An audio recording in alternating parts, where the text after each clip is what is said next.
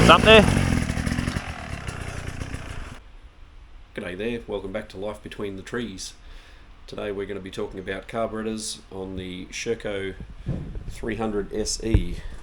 As you can see, the bikes come factory fitted with the KN carburetor. Very good carburetor, easily jetted off the 2017 jetting chart, which we find a bit more accurate, much leaner settings than the overly rich, more modern chart. But we've had contact from Nathan Dias from Smart Carb in the US, and he's very kindly offered to send me this Smart Carb to test, and that's what today's video is about. And obviously the quality made billet aluminium Smart Carb itself. Now this is as it is a lone unit. I haven't received the sexy blue anodized or coloured anodized float bowl. This is the standard model, which is exactly the same in all other respects. It's just a bit more extra flashy bling for the bottom.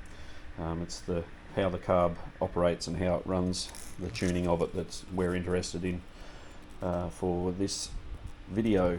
So yeah, there is a video specifically for the Sherco, an installation video. I'll link to that up here in the corner.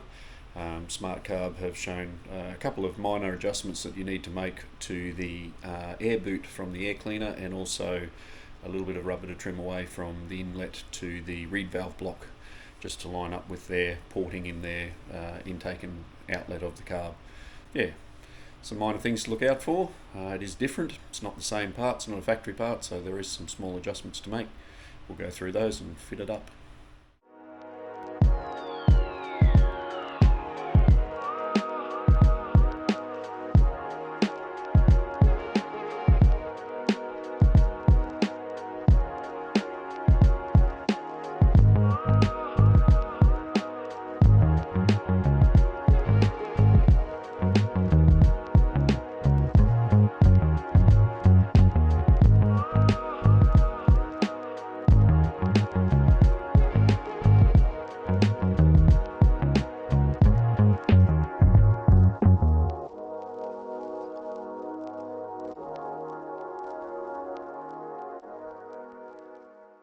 Obviously in this video, talking about the Smart Carb SC2. Nathan from Smart Carb has very kindly given me one to try. So it's not a sponsorship deal, I'll be giving it back when I'm done formulating my thoughts. And I'm just keep in your mind that I'm just an older guy that enjoys riding enduro bikes in the bush.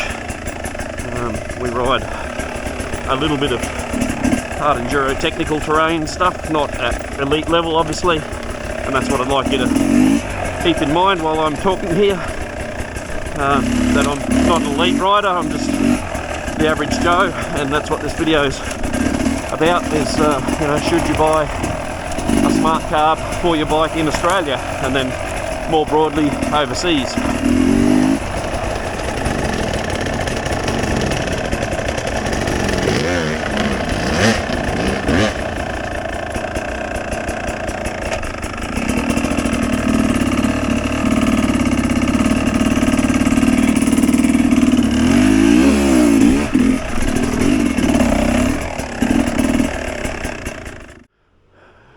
One of the advantages of the Smart Carb over the regular carb, obviously, if you can't find somewhere to stand your bike up, you can lie it on the ground like an EFI bike, and the little check ball system inside the fuel bowl stops the fuel leaking out.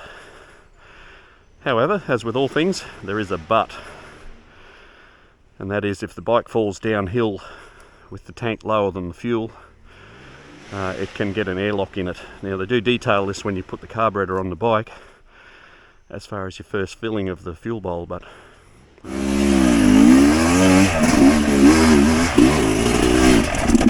bike was very heavily downhill, got an airlock in it. I had to spend 5-10 minutes with screwdriver bleeding the carb to get it to run again. So yeah, amazing like it is there now. Just be warned that it can fall and get an airlock in the system. It is possible. So something to consider if you're racing with the carburetor where time is an issue. It's not a big deal if you're out on a social ride like we are. Not the end of the world, easily fixed.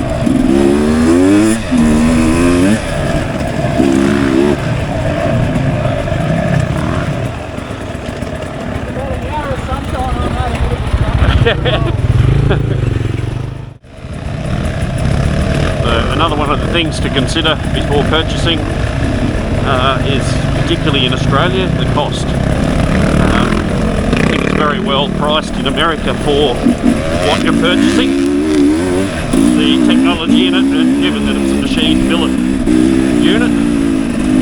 But here in Australia, once we convert our Aussie micro dollar, which is worth virtually nothing, and then very expensive US freight on top of the cost of the carburetor itself, it makes for a very expensive modification to the bike. Some people are fine with that. I like to ride my bike standard, and I'm open and honest about that. Do I like this carburetor? Yeah, it's great. It's running well, it's doing what it's supposed to. Did I have my Cayenne running the same? Yes, I did.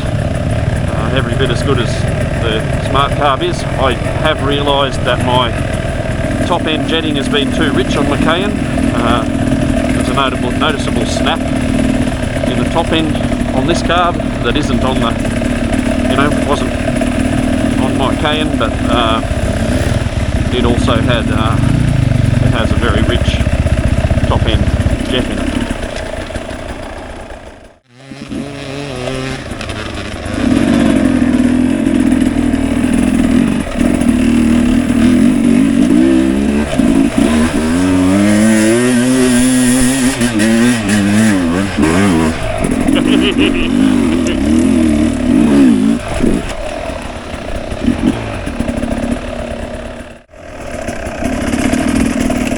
So in starting to formulate the answer to the question, do you need a Smart Carb, or even is it better than a Cayenne,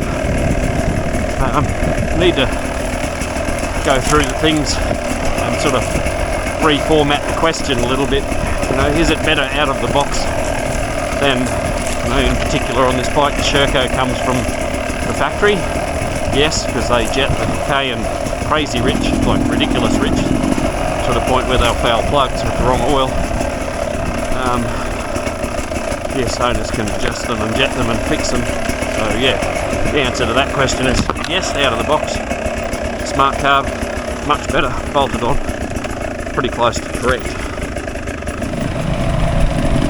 So do I think the Smart Carb represents value for money? Yeah, I think it does, particularly in America. It's fantastic for people that have no idea what they're doing with their jetting, and those people that ride big elevation changes. They're the two big pluses I see. The Smart Carb maker claims more power and better fuel economy. Honestly, there is a little bit more power with my bike with the Smart Carb on, but it's told me where I need to go with the top end jetting on my Cayenne, and I reckon one jet change and I'll be in the ballpark there. The bottom end of my setup with my own bike where I ride, that I've been fiddling with for 2 years, is as good or probably even better at the bottom end than the Smart Carb. Talk on the new Smart Carb needle, there used to be complaints, or you'd hear people commenting that they'd lost bottom end. I believe that's been addressed. There's been noticeably more spooge coming out of my pipe on slow technical riding, so I presume that he's just reached up the very bottom end of the needle, the kind of 1/8 area.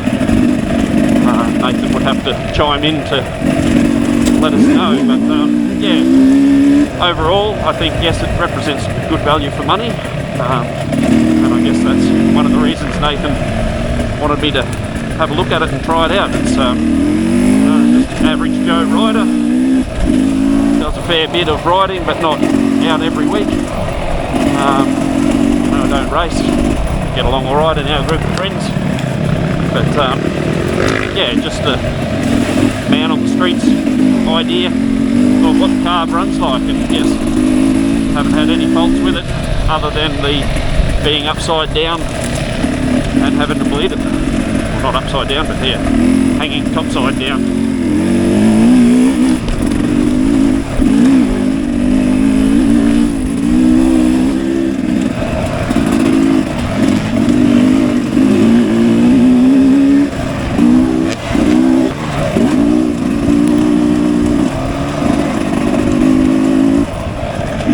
Thank you umpires, thank you ball boys.